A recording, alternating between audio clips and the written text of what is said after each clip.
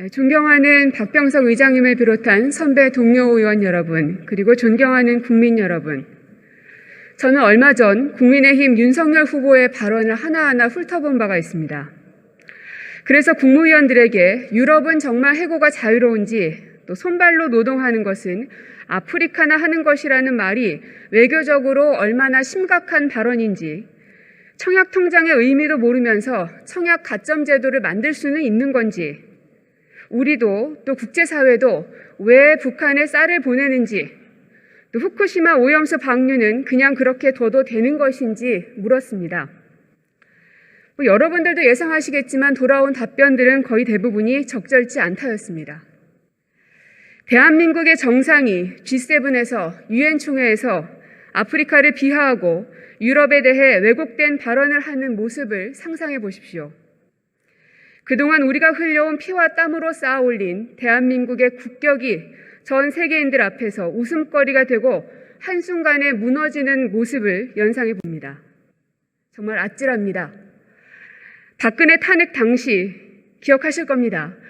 보수 성향의 국민들마저 어떻게 한 나라의 대통령이 그럴 수 있느냐, 부끄럽다, 이런 탄식의 목소리들이 절로 흘러나왔습니다. 만일 국감장에서 윤석열 후보가 한 발언을 장관이나 차관 혹은 실무급 공무원들이 했다면 여러분 어떻게 하셨겠습니까? 당장 경질하라고 소리치지 않았겠습니까? 또 대한민국의 수준이 그것밖에 안 되냐며 인사권자마저도 질타했을 겁니다. 윤석열 후보는 본인뿐만 아니라 부인 김건희 씨, 장모 최 씨까지 10건이 넘는 사건들에 연루되어 있습니다. 2020년 11월 법무부 장관으로부터 정직 2개월의 징계를 받은 데 불복해서 윤 후보는 행정법원에 직무집행 취소 소송을 제기했습니다.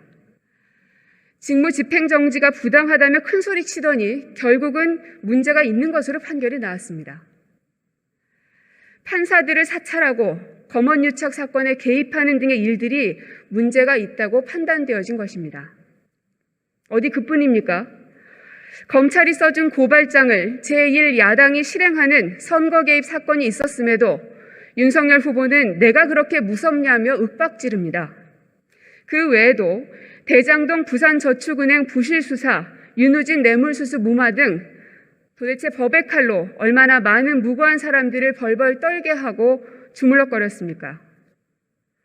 부인 김건희 씨, 한 번도 아니고 수차례 허위 경력을 기재해 대학 교편을 잡았습니다. 수많은 젊은이들이 생계를 위해서 경력을 쌓고 도전하는 그 마당에 강사를 정교사라 쓰고 전문대학원 학위를 일반대학원 학위라 쓰고 산학겸임교원을 부교수라 쓰고 이렇듯 허위 이력 작성을 서슴지 않고 해왔습니다. 한 번이 아니라 수차례입니다. 그 손이 부끄럽지도 않았습니까? 그 외에도 도이치모터스 주가 조작 의혹, 국민대 박사학위 논문 표절 의혹, 차고도 넘칩니다. 장모 최 씨는 어떻습니까? 건강보험 적자의 주범인 사무장병원을 운영해 1심에서 유죄 판결을 받았습니다. 심지어 주거지지 않을 조건으로 보석 허가를 받았지만 법 위에 군림하는 사람 마냥 주거지 이탈을 아무렇지도 않게 합니다. 역시 든든한 검사 사위, 이제는 미래의 권력을 움켜쥘 사위가 있어서 그런 것입니까? 사무장병원으로 혈세를 탈루한 것도 용서되지 않는데 법의 처벌도 무시하는 행위를 보면 전두환 군부 정권 당시 가족의 흑역사가 떠오릅니다. 정치권에서 황제놀이하는 윤석열, 본인 수사만 정당하다고 말하는 윤석열, 보수를 괴멸시키는 데 앞장서면서 이제와 보수라고 자처하는 윤석열, 배신자는 또 배신한다. 이건 모두 국민의힘 안에서 나왔던 말들입니다. 또 상황에 기대면 담벼락에 깔려 죽는다는 말도 역시 국민의힘 안에서 나온 말입니다. 하지만 정치 경험이 없는 윤석열은 결국 담벼락에 깔려 죽더라도 상황에 기댈 수밖에 없을 거라고 봅니다. 그럼 또다시 최순실 박근혜처럼 꼭두각시 대통령이 탄생될까 우려스럽습니다. 왜 늘 그런 부끄러움에 몫은 국민의 몫이어야 됩니까?